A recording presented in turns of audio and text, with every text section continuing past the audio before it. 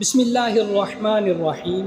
میرے پیارے مسلمان بہنوں اور بھائیوں، سورہ کہف کے فضائل بیان کروں گا، 7 احادیث کا حوالہ دوں گا آپ کو میں، سماعت فرمائیے۔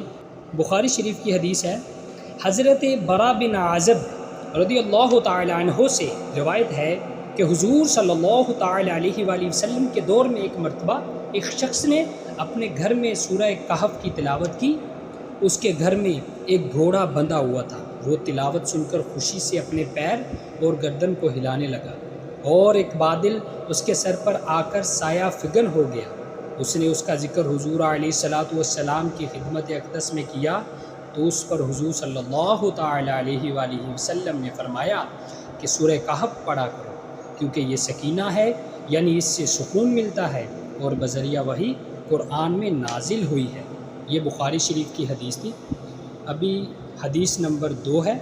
حضرت ابو درداء رضی اللہ تعالی عنہ سے روایت ہے کہ حضور صلی اللہ تعالی علیہ وآلہ وسلم نے فرمایا کہ جو شخص سورہ کہف کی ابتدائی 10 آیتوں کی تلاوت کرے وہ فتنہ دجال سے ہمیشہ ہمیشہ محفوظ رہے گا۔ یہ ترمذی شریف کی حدیث تھی۔ اور حدیث نمبر 3 ہے، یہ بھی ترمذی شریف کی ہے۔ حضرت ابو درداء رضی اللہ تعالی عنہ سے روایت ہے کہ حضور صلی اللہ تعالی علیہ وآلہ وسلم نے فرمایا کہ جو شخص سورہ کہف کی ابتدائی 3 آیتوں کو یاد کرے وہ فتنہ دجال سے محفوظ رہے۔ یہ پچھلی حدیث میں 10 آیتوں کی تلاوت کا ذکر کیا گیا ہے کہ تلاوت کرے تو فتنہ دجال سے محفوظ رہے گا، اور یہ جو ابھی حدیث پڑھی ہے اس میں ابتدائی 3 آیتوں کو یاد کرے تو فتنہ دجال سے محفوظ رہے گا۔ یہ بھی ترمذی شریف کی حدیث ہے۔ اور ابھی حدیث نمبر 4 پہ آتے ہیں۔ یہ مسلم شریف کی حدیث ہے۔ حضرت ابو درداء رضی اللہ تعالی عنہ سے روایت ہے کہ حضور صلی اللہ تعالی علیہ وآلہ وسلم نے فرمایا کہ جس شخص نے سورہ کہف کی آخری 10 آیتیں پڑھی وہ فتنہ دجال سے ہمیشہ محفوظ رہے گا۔ ابھی حدیث نمبر 5 پہ آتے ہیں۔ حضرت عبداللہ بن عمر رضی اللہ تعالی عنہ سے روایت ہے کہ حضور صلی اللہ تعالی علیہ وآلہ وسلم نے فرمایا کہ جس شخص نے جمعہ کے دن سورہ کہف پڑھی قیامت کے دن از سر تا پاؤں اور زمین سے آسمان تک اس کے لیے نور ہی نور ہوگا، اور دونوں جمعوں کے درمیان کے گناہ معاف کر دیے جائیں گے۔ یہ ہے تفسیر ابن کثیر میں۔ اور ابھی حدیث نمبر 6 ہے۔ حضرت ابو سعید خدری رضی اللہ تعالی عنہ سے روایت ہے کہ جو شخص جمعہ کے دن سورہ کہف کی تلاوت کرے گا اس کے لیے بیت اللہ تک نور ہی نور ہوگا۔ ماشاءاللہ، یہ مشکوٰۃ شریف کی حدیث ہے۔